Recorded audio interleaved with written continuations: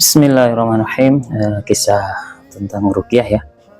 Kemarin kedatangan tamu yang mengeluhkan tentang masalah anak. Kita tahu sendiri ya, masalah anak ini sudah pernah dengar dari saya bahwasanya kalau problem masalah anak yang belum menikah ya, itu sangat erat kaitannya ada problem di orang tuanya. Itu ada rumus ya teman-teman.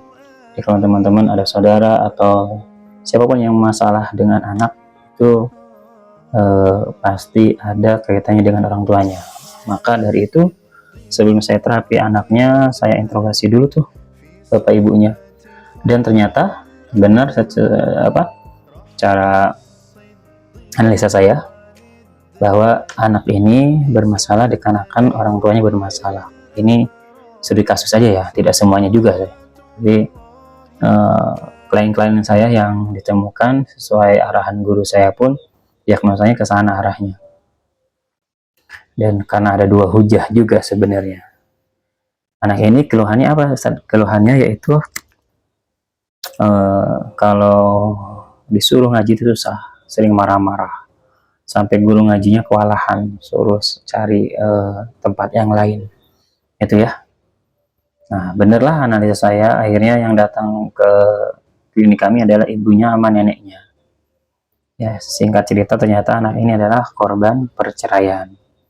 Dia setelah cerai, anak ini diambil oleh kakaknya, ya, kakaknya si ibu ini, ibu anaknya, sebutnya Uwa lah atau apa namanya ya, kalau di sini namanya Uwa. Digedekan, dibesarkan, ya, ibunya menikah lagi, punya anak juga. Kebetulan qadarullah secara ekonomi pas-pasan, akhirnya memang dibesarkan oleh kakaknya yang alhamdulillah berkecukupan. Nah, ada problem di sini. Akhirnya secara tidak langsung konon katanya neneknya ini sering ngomong yang kurang tepat lah masa gitu kan ya. Kurang tepat kepada ibu kamu ini versi ibunya ya, alam. Ibu kamu nelantarin, buang-buang, nggak ada sebenarnya. Poin pertama yang dapat kita ambil pelajaran adalah setiap keadaan yang sulit ya jangan langsung menjudgment seseorang. Boleh jadi semua ini nggak ada yang diharapkan, nggak ada yang mengharapkan kejadian seperti ini gitu kan. Si ibu ini pun nggak mau dia punya rumah tangga dengan suami pertamanya cerai berantakan, kemudian anaknya dia tinggal sama orang lain. Ibunya sampai nangis, ini saya sebenarnya kalau ini saya pengen sendiri Ustaz, katanya. Saya urus sendiri Ustaz. Ya qadarullah. Nah ini ya qadarullah. Pelajaran pertama adalah jangan langsung menjudgment ya, karena nggak ada orang yang mau dengan keadaan seperti ini. Kalau bisa milih, karena nggak bisa milih, karena emang takdir, ada takdir qada dan qada, takdir baik ada yang buruk, jalani.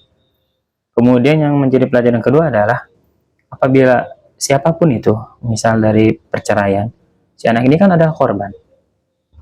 Baik ibunya atau bapaknya atau neneknya, jangan pernah menjelekkan orang tuanya. Misal, dulu ada kasus juga tuh orang Cibitung. Anaknya ini tidak boleh menemui bapaknya, gitu. Akhirnya bapaknya sering jelek-jelekin, bapak kamu gini, ini nggak boleh. Kenapa? Karena anak itu nggak akan pernah berubah statusnya. Tetap anak adalah anak. Seperti itu ya. Dan dia kalau dia bermasalah dengan orang tuanya, hidupnya kemungkinan akan bermasalah juga. Kenapa? Karena taat ini, berbakti ini adalah perintah Allah dan Rasulnya. Ya, sampai Nabi bilang, taatlah kepada orang tua walaupun orang tua kalian kafir. Seperti itu. Makanya saya bilangin ke yang ngurusnya nanti, ke ibu, ke kakaknya, ke neneknya, tolong jangan sampai anak ini membenci ibunya atau bapaknya. Kenapa? Karena akan dia terlabeli anak durhaka nantinya dan dia hidupnya akan sulit. Ustadz, kan ibunya yang salah. Iya, walaupun konteksnya ibunya yang salah. Kata guru saya, cukup orang tua kalian yang buruk, jangan kalian juga yang buruk. Gitu kan, cukuplah orang tua kalian yang jahat, ada kutip ya. Jangan sampai kalian buruk juga gitu kan, karena Berbakti ini perintah Allah dan Rasulnya. Saya jelaskan ke neneknya dan kakaknya, teruslah ajari anak ini untuk berbakti pada orang tuanya, karena itu adalah nanti akan ada keberkahan. Jadi kalau dia bermasalah, coba aja cek. Apalagi dia bermasalah dengan ibunya, ini anaknya laki-laki. Ingat, anak laki-laki bermasalah dengan ibunya, dia tidak akan menghargai perempuan, tidak akan menghormati perempuan. Ibunya aja nggak dihormati yang melahirkan, yang berkorban nyawa, apalagi nanti istrinya. Ya bisa aja nanti KDRT dan lainnya. Hati-hati. Ya. Begitupun kalau anak perempuan harus bakti, harus hormat ke bapaknya. Kalau dia tidak bisa hormat ke bapaknya, dia bermasalah batin dengan bapaknya, marah ke bapaknya, dia tidak akan sulit sekali dia akan menghormati suaminya. Seperti itu.